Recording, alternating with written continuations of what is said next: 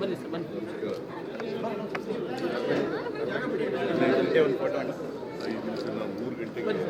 ಗ್ರಾಮದಲ್ಲಿ ಹುಟ್ಟಿ ಬದುಕಿನ ಹಲವು ತಿರುವುಗಳಲ್ಲಿ ಬೆಂಗಳೂರು ಸೇರಿ 1.5 ರೂಪಾಯಿಯ ದಿನಗೂಲಿ ನೌಕರನಾಗಿ ಮುಂದೆ ವಿದ್ಯಾಭ್ಯಾಸ ಮುಂದುವರೆಸಿ KSR ರಾಜ್ಯ ಅಕ್ಕಮಹಾದೇವಿ ಮಹಿಳಾ ವಿಶ್ವವಿದ್ಯಾಲಯದ ಪತ್ರಿಕೋದ್ಯಮ ಮತ್ತು ಸಮೂಹ ಮಾಧ್ಯಮ ವಿಭಾಗದ ಪ್ರಾಧ್ಯಾಪಕರು ನಮ್ಮೊಟ್ಟಿಗಿದ್ದಾರೆ. ಹಾಗೆ ಪ್ರೊಫೆಸರ್ BK ರವಿಯವರು ತಮ್ಮ ಬದುಕಿನ ಅರ್ಥಪೂರ್ಣ 85ನೇ ವಸಂತದಲ್ಲಿರುವ ಶ್ರೀ ಬೀರಪ್ಪನವರಿಗಿಂದು ಅಭಿನಂದನೆ. ಇದಾದ ನಂತರ ಸರಿಕೆ ಕೃತಿ ಲೋಕಾರ್ಪಣೆಗೊಳ್ಳಲಿದೆ.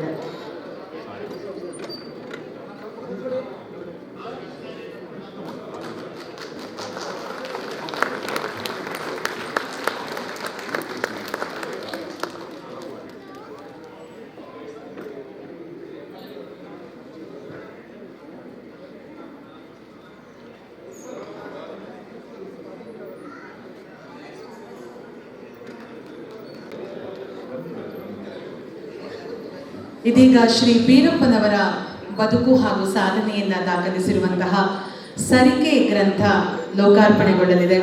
ಇದನ್ನ ಸನ್ಮಾನ್ಯ ಮುಖ್ಯಮಂತ್ರಿಗಳು ಹಾಗೂ ವೇದಿಕೆಯಲ್ಲಿ ಉಪಸ್ಥಿತರಿರುವಂತಹ ಎಲ್ಲ ಗಣ್ಯರು ನೆರವೇರಿಸಿಕೊಡ್ಬೇಕು ಅಂತ ಕೇಳಿಕೊಳ್ತಾರೆ.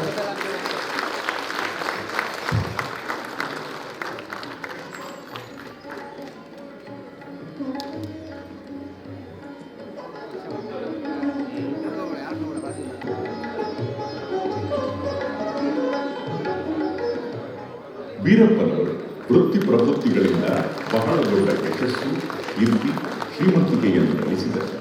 ಆದರೂ ಅದರಿಂದ ಅವರು ಬೀಗಾದಿಯನ್ನು ಅವಲೋಕಿಸಿದರು. ತಾವು ಪ್ರಾಮಾಣಿಕವಾಗಿ ದುಡಿದು ಸಂಪಾದಿಸಿದ ಸಂಪತ್ತಿನ ಒಂದು ಪಾಲನ್ನು ಸಮಾಜ ಸೇವೆಗಾಗಿ ಮುಡಿಪಾಗಿಡುವ ನಿರ್ಧಾರ ತೆಗೆದುಕೊಂಡರು. ಆ ನಿಟ್ಟಿನಲ್ಲಿ ಸಮಾನ ಮನಸ್ಸಿನ ಗೆಳೆಯರನ್ನು ಒಂದು ಕಡೆ ಸೇರಿಸಿ ಶ್ರೀ ಬೀರೇಶ್ವರ ಕಾಳಿದಾಸ ಗೆಳೆಯರ ಬಳಕೆ ಎಂಬ ಸೇವಾ ಸಂಸ್ಥೆಯನ್ನು ಸ್ಥಾಪಿಸಿದರು. ಪೂಜ್ಯ ಸಿದ್ದರಾಮಾನಂದಪುರಿ ಸ್ವಾಮೀಜಿಯವರಿಗೆ ನಮಸ್ಕರಿಸಿ, ಎಲ್ಲ ವೇದಿಕೆ ಮೇಲಿರ್ತಕ್ಕಂಥ ಆಹ್ವಾನಿತ ಗಣ್ಯರೇ, ಇಂದಿನ ಸಮಾರಂಭದ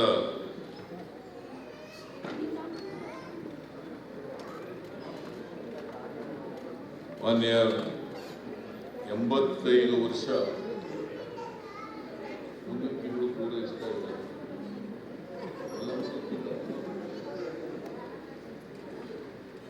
ಪೂರೈಸಿ 86ಕ್ಕೆ ಹೋಗ್ತಾ ಇದ್ದಾರೆ.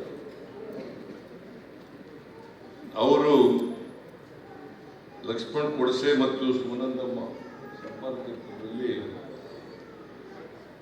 ಸರಿಕೆ ಅಂತಕ್ಕಂಥ ವೀರಪ್ಪನವರ ಬದುಕು ಮತ್ತು ಸಾಧನೆ ಅಭಿನಂದನಾ ಗ್ರಂಥ ಅದು ಬಿಡುಗಡೆ ಆಗ್ತಾ ಇದೆ ಇವತ್ತು. ಅದನ್ನ ಅತ್ಯಂತ ಸಂತೋಷದಿಂದ ಬಿಡುಗಡೆ ಮಾಡಿದ್ದೇನೆ.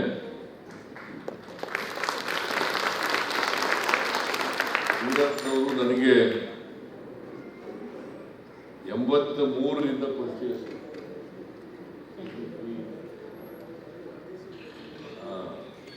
ಅವತ್ತಿನಿಂದ ಪರಿಚಯ ಇದ್ದಾರೆ. ನಾನು ಸ್ವಲ್ಪ ದಿನ KSRTC ಮಿನಿಸ್ಟರ್ ಕೂಡ ಆಗಿದ್ದೆ. ಆಗ ಇವರು ಡಿಪೋ ಮ್ಯಾನೇಜರ್ ಏನೋ ಆಗಿದ್ರು, ಕೋಲಾರದಲ್ಲಿ ಡಿಪೋ ಮ್ಯಾನೇಜರ್ ಆಗಿದ್ದರು.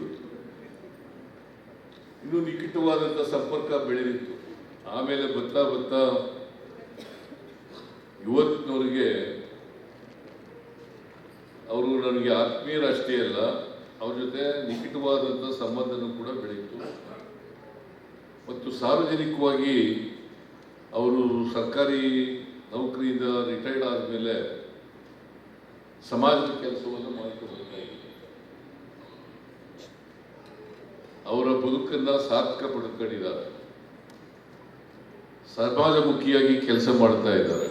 ಒಂದು ಸಾಮಾನ್ಯ ಕುಟುಂಬದಿಂದ ಬಂದು ಇವತ್ತು ಸರ್ಕಾರಿ ನೌಕರರಾಗಿ ಸಮಾಜಮುಖಿಯಾಗಿ ಕೆಲಸ ಮಾಡ್ಕೊಂಡು ಬಂದಿರತಕ್ಕಂಥ ಬೀರಪ್ಪನವರು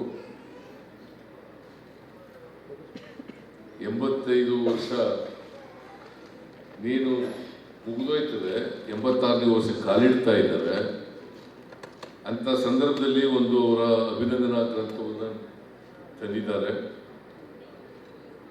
ಅವ್ರಿಗೆ ನಾನು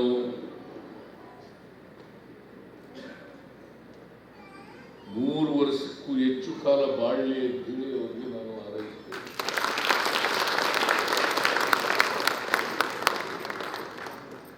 ಅಭಿನಂದನಾ ಗ್ರಂಥ ವೀರಪ್ಪನವರ ಬದುಕು ಮತ್ತು ಸಾಧನೆ ಬಗ್ಗೆ ಸಂಬಂಧಪಟ್ಟಿದೆ.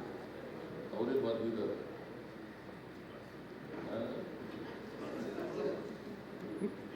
ನೀವಿಲ್ಲ, ಸುನಂದಮ್ಮನವರು ಕೊಡಸೆಯವರು.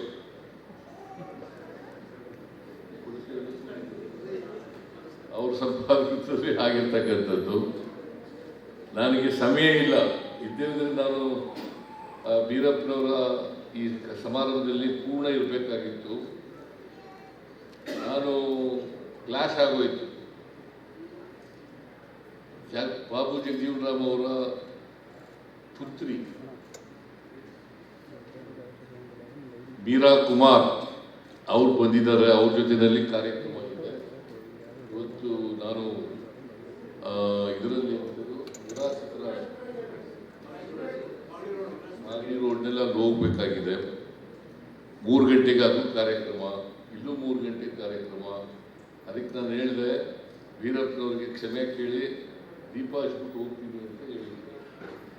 ಸೊ ಅವರಿಗೆ ಆಯುಸ್ಸು, ಆರೋಗ್ಯ ಎಲ್ಲ ಸಿಕ್ಕಲಿ, ಇನ್ನೂ ಹೆಚ್ಚು ಸಮಾಜಮುಖಿಯ ಕೆಲಸ ಮಾಡಲಿ, ಅವ್ರಿಗೆ ಸಮಾಜಮುಖಿಯ ಕೆಲಸ ಮಾಡ್ತಕ್ಕಂಥ ಶಕ್ತಿ ಬರಲಿ ಅಂತೇಳಿ ಹಾರೈಸಿ ಅವರಿಗೆ ಶುಭ ಕೋರಿ, ಮತ್ತು ಈ ಪುಸ್ತಕವನ್ನು ಅತ್ಯಂತ ಸಂತೋಷದಿಂದ ಬಿಡುಗಡೆ ಮಾಡಿದ್ದೀನಿ. ನಾನು ಈಗ ಓದ್ತೀನಿ, ಇನ್ನೂ ಓದೋಕ್ಕಾಗಿಲ್ಲ, ಓದ್ತೀನಿ. ಮತ್ತು ಅವರ ಬದುಕು ಸ್ವಲ್ಪ ಗೊತ್ತಿದೆ ನನಗೆ, ಅವರ ಸಾಧನೆಗಳು ಕೂಡ ಗೊತ್ತಿದೆ.